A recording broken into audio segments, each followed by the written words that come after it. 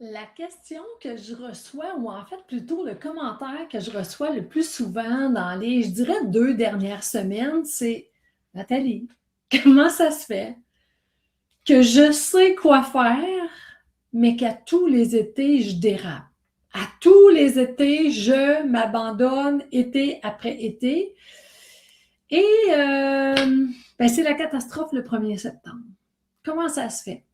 Pendant que certaines disent pour moi, il y a certaines femmes qui vont dire pour moi l'été, j'ai le vent dans les voiles, je bouge plus, les journées sont longues, je vais faire du sport le soir, je tonds le gazon, je lave mes vitres, je suis plus active, il y a l'abondance des fruits et légumes, c'est plus facile. Bon, OK, ça c'est une certaine catégorie de personnes, mais il y a toutes les autres catégories pour qui c'est plus difficile. Alors, je me suis installée. Moi, je fais beaucoup ma création papier-crayon. On dirait que c'est lui ici qui m'inspire. Il est connecté avec quelque chose de plus grand. Puis j'ai fait, OK, mettons là qu'il y avait 5 raisons qui nous amènent à déraper l'été, qui nous amènent à glisser l'été. Ce serait quoi, en fait? La première chose, pour moi, c'est mon opinion, mais c'est l'horaire du dodo qui change.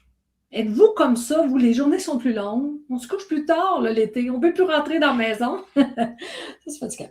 On va rentrer ça par là-dedans.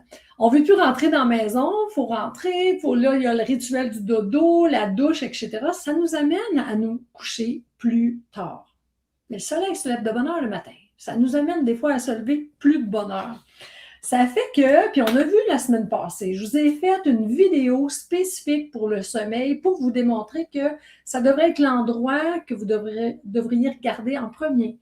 Quand vous souhaitez perdre du poids, revenir à vos bonnes habitudes, pensez pas plan alimentaire. Première chose, observez votre sommeil. Fait qu'on sait que l'été, ça influence, veut pas. On sait que quand on est en manque de sommeil, on fabrique de la gréline, de l'hypocrétine. C'est notre système, là, notre corps, qui va fabriquer ces hormones qui vont dans le sens opposé de ce que tu veux. Toi, tu vas aller là vers ton poids bonheur, mais ces deux belles hormones, la gréline et l'hypocrétine, ils veulent t'amener l'autre bord, complètement.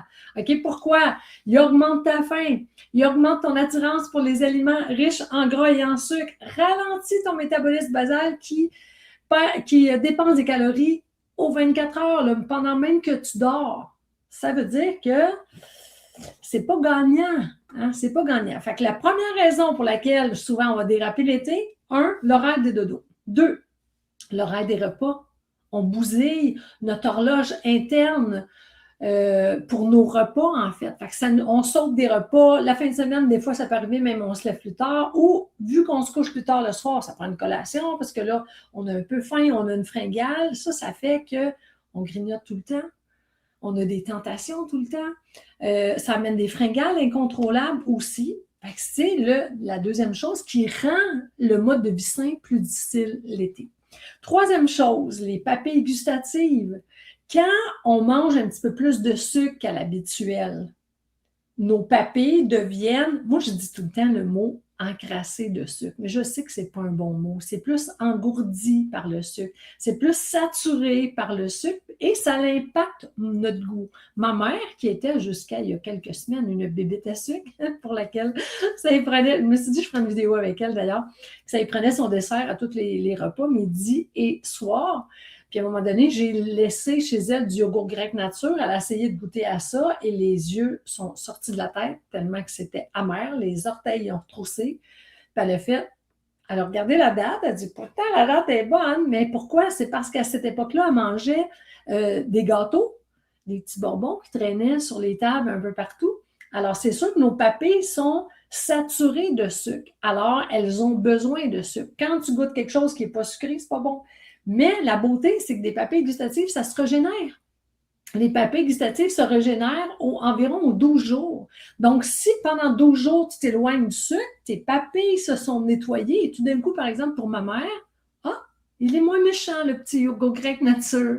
Hein? Ça change le goût. Donc, quelque chose qu'on pourrait trouver très amer ou pas bon en ce moment, si tu t'éloignes du sucre, tu vas trouver ça bon. Je me rappelle d'un défi sans sucre dans lequel mon mari avait embarqué, puis j'avais fait des choux-fleurs dans la semaine, puis il dit « Est-ce que tu as mis du sucre sur les choux-fleurs? » J'ai comme « Non, on ne met pas de sucre sur les choux-fleurs. » Mais parce que, vu qu'il mangeait moins de sucre, il goûtait mieux les aliments. Donc, il pouvait goûter le sucre. Donc, ça, les papilles gustatives, c'est la troisième raison pour laquelle c'est facile de glisser l'été parce qu'il y a un petit peu plus de sucre. Quatrième, ton environnement. Est-ce que ton environnement l'été contribue à te propulser vers ton objectif ou à te faire échouer? On a dit que oui, il y a abondance de fruits, de légumes, mais il y a aussi des plaisirs gustatifs qui sont là juste l'été, des petites tartes aux fraises, les petites mousses aux fraises qui sont là, hein? Les apéros, la crème glacée, les rassemblements. Moi, je vois du monde l'été que je ne vois jamais l'hiver, là. On voit des gens, il y a plus de rassemblements, il y a plus de tentations, on fait des potlucks, tout le monde amène des trucs, tout le monde laisse ça ici quand ils partent, on veut leur retourner le chose, mais fait que il y a un environnement. Dans le programme POP, d'ailleurs, la première chose qu'on travaille, c'est notre environnement pour que notre environnement nous propulse vers nos objectifs et non qu'il nous fasse toujours échouer. Fait que ça, l'environnement, l'été, on ne se le cachera pas, là, c'est là. Et le cinquième point pour lequel ça nous amène à déraper l'été, c'est le sucre appelle le sucre.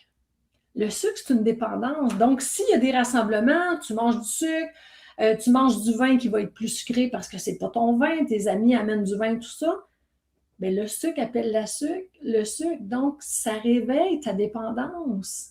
Même chose pour les chips, même si les gens pensent qu'on est salé quand on mange des chips, on n'est pas sucré, c'est des glucides dedans qui nous rendent dépendants. Sachez qu'il y a des scientifiques qui travaillent à gros salaire pour trouver les recettes précises des aliments industriels qui vont faire en sorte que la main ne sortira pas du sac tant que le sac n'est pas vide de chips, par exemple. Des bâtons, c'est pareil, tous les produits industriels. Donc, le sucre appelle le sucre. Il faut arrêter à un moment donné de se taper sur la tête et de dire « j'ai pas de volonté ». Non, c'est juste parce que depuis le party, il y a plein de trucs à la maison. Tes papilles sont saturées de sucre en redemande.